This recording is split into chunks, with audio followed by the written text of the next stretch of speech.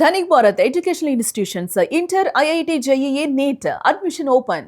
భారత బ్యాడ్మింటన్ దిగ్గజం రెండోసార్లు ఒలింపిక్ పతకాలు సాధించిన పివి సింధు అంతర్జాతీయ వేదికపై మరోసారి ఓ సంచలన విజయాన్ని నమోదు చేసింది. ఆదివారం టోక్యోలో జరిగిన జపాన్ ఓపెన్ 2026 టోర్నమెంట్ లో మహిళల సింగిల్స్ టైటిల్ ను సింధు ముద్దాడింది.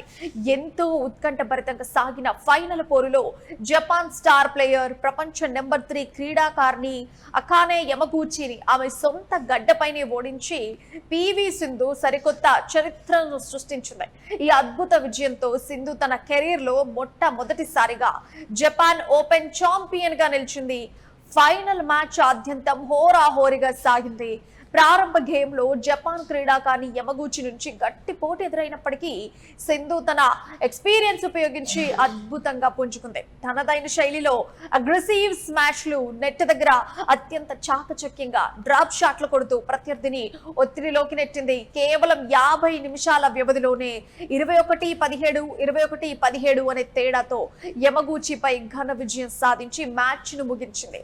హోమ్ గ్రౌండ్ లో ఆడుతున్న ప్రత్యర్థికి ఏ మాత్రం అవకాశం ఇవ్వకుండా సింధు ఆడిన తీరు అభిమానులను ఎంతగానో ఆకట్టుకుంది. ఈ విజయం పివి సింధుకు అత్యంత కీలకంగా మారింది. గత 2 సీజన్లుగా వరుస గాయాల బారిన పట్టడంతో ఆమె తన ఫామ్ కోల్పోయి తీవ్రంగా ఇబ్బంది పడింది.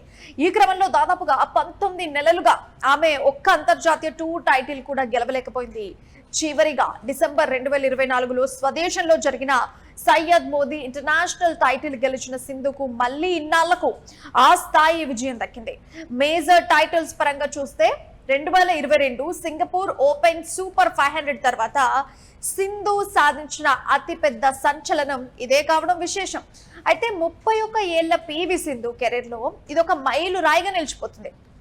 ఎందుకంటే ఆమె బ్యాడ్మింటన్ కెరీర్ లో ఇదే మొట్టమొదటి BWF సూపర్ 750 సిరీస్ టైటిల్ విజయం. 2019లో వరల్డ్ ఛాంపియన్షిప్స్ టైటిల్ గెలిచిన తర్వాత గత 7 ఏళ్ల కాలంలో సింధు సాధించిన అత్యంత భారీ ప్రతిష్టాత్మకమైన విజయంగా ఈ జపాన్ ఓపెన్ ట్రోఫీ నిలిచింది.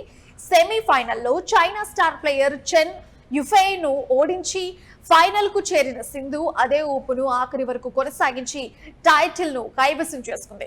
అయితే పివి సింధు, అకానే యమగూచిల మధ్య అంతర్జాతీయ బ్యాడ్మింటన్ లో తలపట్టు ఇది 30వసారి. గత 10 మ్యాచ్ల్లో యమగూచి 7 సార్లు గెలిచి సింధుపై ఆధిక్యం కనబరిచినప్పటికీ కూడా ఈసారి మాత్రం సింధు లెక్క సరిచేసింది. ఈ తాజా విజయంతో యమగూచిపై సింధు తన హెడ్ టు హెడ్ రికార్డును 16-14కు మరింత మెరుగుపరుచుకుంది. వచ్చే నెలలో భారతదేశంలోని ఢిల్లీ నగరంలో ప్రతిష్టాత్మక వరల్డ్ ఛాంపియన్షిప్స్ పోటీలు ప్రారంభం కానున్నాయి. ఈ మెగా టోర్నీలో భారత జట్టుకు సింధు నాయకత్వం వహించనుంది. ఈ నేపథ్యంలో జపాన్ ఓపెన్ టైటిల్ విజయం సింధులో సరికొత్త ఆత్మవిశ్వాసాన్ని నింపిందని ఆమె కోచ్ పుల్లెల గోపిచంద్ కూడా ఆనందం వ్యక్తం చేశారు. సంచలనం సృష్టించింది మొత్తానికైతే భారత స్టార్ షట్లర్ పివి సింధు. అయితే మ్యాచ్ స్టార్టింగ్ లో ఇద్దరికి కూడా 11-11 వద్ద 36 షాట్లతో కూడినటువంటి తొలి సుదీర్ఘమైన ర్యాలీ వచ్చే వరకు కూడా ఆ వేగం ఇద్దరిలో కూడా ఏ మాత్రం తగ్గలేదు.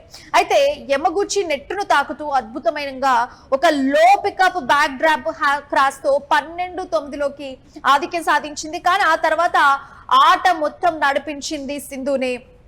16-12తో వెనుకబడినటువంటి స్థితి నుంచి 16-15కు కూడా చేరుకున్నప్పుడు ఆ జపనీస్ క్రీడాకారిణి తనకున్న ఏకైక వ్యూహాన్ని కూడా సరిగ్గా ఇంప్లిమెంట్ చేసింది. సింధు యొక్క దూరపు ఫోర్ హ్యాండ్ కార్నర్ ను ఆమె లక్ష్యంగా చేసుకుంది. కానీ ఆ భారత క్రీడాకారిణి ఏమాత్రం వెనకడుగు వేయలేదు. అలాగే ఒక మెరుపు నెట్ గేమ్ తో విజృంభించి సొంత ప్రేక్షకుల నోళ్ళైతే మోయించింది. సో యమగూచి 15-17తో వెనుకబడినప్పుడు తన చివరి నిజమైన ప్రయత్నం చేసింది పివి సింధు. ఆమె పక్క నుంచి దూసుకొస్తున్నటువంటి బుల్లెట్ ను అడ్డగించే ప్రయత్నంలో 360 డిగ్రీలు తిరిగి కుప్పకూల వెంటనే వచ్చిన ఆ పాయింట్ అయితే మర్చిపోలేనిది. భారత క్రీడాకారిణి పివి సింధు బంతిని ఎంత బలంగా కొట్టిందంటే అది ఆమెను తిక్కమక్క పడుతూ దాటిపోయింది. అందుకే ఆమెకు ఆ 360 డిగ్రీలు తిరగాల్సిన అవసరం కూడా అక్కడ ఏర్పడింది. తర్వాత పాయింట్ లో సింధు ఆమె రిబ్స్ మీదకి బలంగా కొట్టింది. కానీ యమగూచి ప్రతిచర్య చేసిన ప్యారీ గాల్లో గాల్లోకి లేచి ఫ్రంట్ కోర్ట్ పై పడింది. కానీ ప్రపంచ నెంబర్ 3 క్రీడాకారిణి ఓటమిని అంగీకరించడానికి ఎంతగా ప్రతిఘటించిందో సింధు తుఫాను అంతగా కూడా మెల్లమెల్లగా విజృంభిస్తూనే వచ్చింది.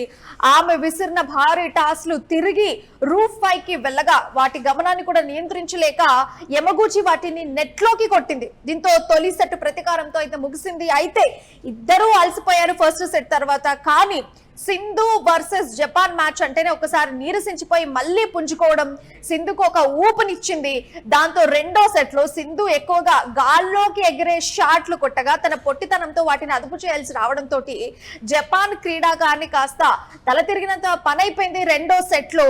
అయితే యమగూచికి 3 ప్రపంచ ఛాంపియన్షిప్స్ అయితే ఊరికే రాలేదు. కాకపోతే ఆమె తన ఆట తీరును మరింతగా కూడా పెంచుకుంది. బంతిని ఎత్తుగా క్లియర్ చేస్తూ వాళ్లకు బదులివ్వడం కూడా మొదలుపెట్టింది. బట్ సింధుకు స్మాషింగ్ కోసం అనువైన లెంగ్త్ దొరకకుండా చేయడమే ఆమె ఎంచుకున్నటువంటి ప్రణాళిక లాగా సెట్ లో కనిపించింది. అయితే ఇది సరిగ్గా 3 పాయింట్ల వరకు ఫలించింది. కానీ 8-4, 8-7కు కానీ సింధు తన ఆధిక్యాన్ని పట్టుదలతో కాపాడుకుంది. స్కోరు 14-7 నుంచి 18-17కి మారినప్పటికీ జపనీస్ క్రీడాకారిణి చివరిలో పుంజుకున్న తీరు ఏమాత్రం కూడా సరిపోలేదు సింధు ముంగట. ఆమె విసిరిన ఒక ఎత్తైన బంతి పక్కకు వెళ్లడంతో దాన్ని అందుకోవడానికి ప్రయత్నించి ఆమె ఆట ముగిసిపోయింది. సో మొత్తానికి గెలుపు తనదేనని సింధుకు తెలుసు. మొత్తానికైతే అయినా కూడా సింధుదే గెలుపు అయినా కూడా యమగూచి తన సవాలు విసురుతూ వస్తుంది. సో ఫైనల్ గా సెకండ్ సెట్ లో ఇద్దరు అలసిపోయినట్టు కనిపించినా కూడా సింధు కొట్టిన గాల్లోకి ఎగిరే షాట్స్ వల్ల ఆమెకు చాలా ప్లస్ అయిపోయింది. అయినా కూడా యమగూచి లాస్ట్ వరకు ట్రై చేసింది. బట్ ఈ మ్యాచ్ లో సింధు గెలవటం అత్యంత గర్వకారణం దేశానికి. ఎందుకంటే చాలా ఇయర్స్ తర్వాత కూడా ఆమె ప్రతిష్టాత్మకంగా తీసుకున్నటువంటి మ్యాచ్ లో ఆమె గెలవటం నిజంగా భారతీయులందరికీ కూడా ఇది సంతోషమైన వార్తే అని చెప్పొచ్చు.